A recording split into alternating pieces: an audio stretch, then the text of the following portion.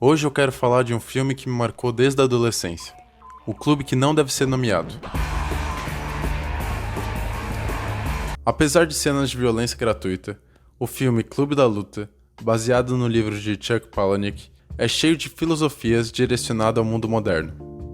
Mundo esse que sacrificou espontaneidade, agressividade e individualidade pelo consumismo, civilidade e adequação social. No final, Clube da Luta tem pouco a ver com luta e mais com que nós, como animais e seres pensantes, perdemos com o adestramento causado pela passividade e comodidade. Clube da Luta conta a história de um cara, chamado de narrador, que possui uma vida mediana, trabalha em um trabalho medíocre e gasta o que ganha em móveis para deixar seu apartamento mais cheio e sofisticado. O trabalho dele requer que ele viaje de um canto para o outro. Em uma dessas viagens, ele encontra o outro personagem principal, Tyler Durden, uma figura hipermasculinizada que vende sabão e aparenta ser tudo o que o narrador não é. Depois dessa viagem de negócios, o narrador descobre que o seu apartamento foi espontaneamente incendiado. A perda foi total. Então, ele decide ligar para Tyler, porque aparentemente, além de degenerado, ele também não tem amigos. Tyler convida o narrador para morar com ele, e em favor ele pede que bata nele o mais forte possível. A partir daí, os dois começam a lutar com o intuito de se sentirem mais vivos. Outros homens começam a ver o que estão fazendo e decidem se juntar a eles. Depois de um tempo, é feito um espaço para o Clube da Luta, o qual possui algumas regras básicas. The first rule of Fight Club is you do not talk about Fight Club. The second rule of Fight Club is you do not talk about Fight Club. Esse clube vai se expandindo até formar um tipo de gangue, com ideologias anticonsumismo, baseado em planos para acabar com o sistema, e com ele as pessoas acomodadas e conformadas. O filme possui uma reviravolta fantástica, que vou deixar quieto até a última parte do vídeo.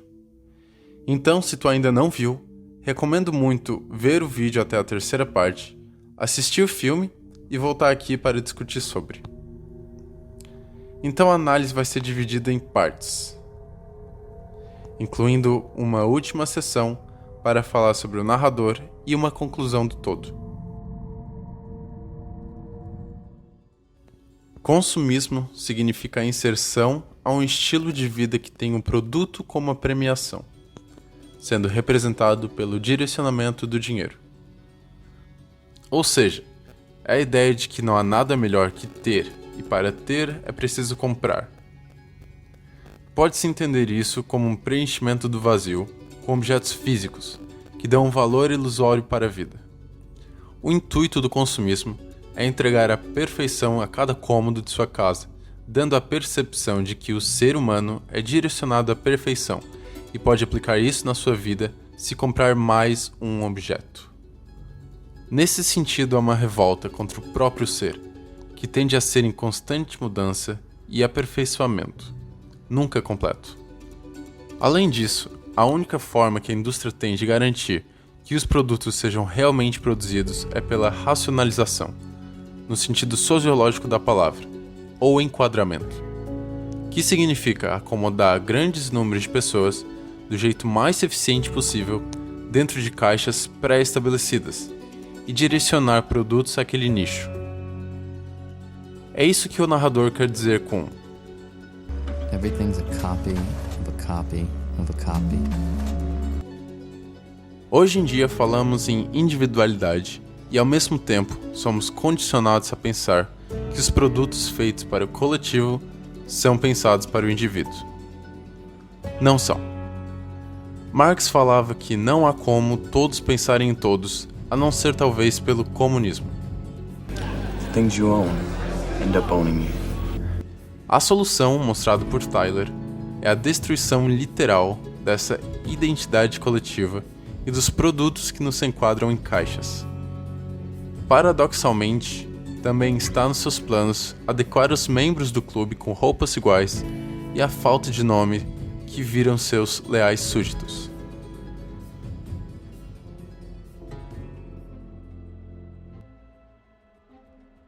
Tyler é um personagem que despreza o conforto. Ele entende que a extensão do conforto, a extensão da ordem, resulta em um consequente mal, o caos. Essa ideia é expressa pela frase: tempos difíceis criam homens fortes criam tempos bons criam homens fracos, e homens fracos criam tempos difíceis. Seguindo essa pressuposição, o personagem de Tyler é manifestado como um homem forte, que vamos definir aqui como um homem resiliente. E sua objeção à modernidade é fruto de uma população de homens fracos, ou seja, não resilientes, que vivem no conforto e pelo conforto. Uma manifestação evidente do hedonismo é presente nos tempos atuais, mas além disso há a tentativa de cisão da vida com o sofrimento. Tyler também aponta para uma falsidade. Self-improvement is masturbation. Now self-destruction. O desenvolvimento pessoal, que muitos, até mesmo eu, veem isso como uma salvação. Na maioria das vezes, é apenas para amontoar mais mudanças em cima do que está disfuncional, não a morte do que está atrapalhando o crescimento. Ler, academia, etc. é fácil comparado à autodestruição. Literalmente, uma parte de ti está sendo morta por ti. Essa sim é a parte fundamental do crescimento. Como que é possível criar sem destruir? A verdade é que temos medo de deixar qualquer coisa nossa ir, mesmo que seja disfuncional, pois hoje estamos muito acomodados para tal ato. Without pain, without sacrifice, we would have nothing. É mais fácil seguir um caminho que está visível e que não nos condiz, do que um nublado e incerto. Quem nunca já não ficou com um trabalho que não gosta, ou com uma pessoa que não nos trata bem, só porque é isso que se tem para aquele momento? O conforto é simples, não é difícil e não machuca. Ou pelo menos não parece que machuca. O que nós pensamos querer são todas essas coisas. Nesse sentido, não se faz o que se realmente quer com medo de não dar certo. Mas se alguém apontasse uma arma para sua cabeça e te obrigasse a seguir o seu sonho? What did you want to be, Raymond K. Hessel? If you're not on your way to becoming a veterinarian in 6 weeks, you will be dead.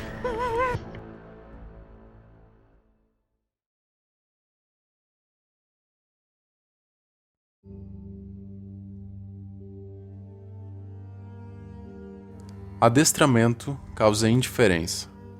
A indiferença gera mediocridade.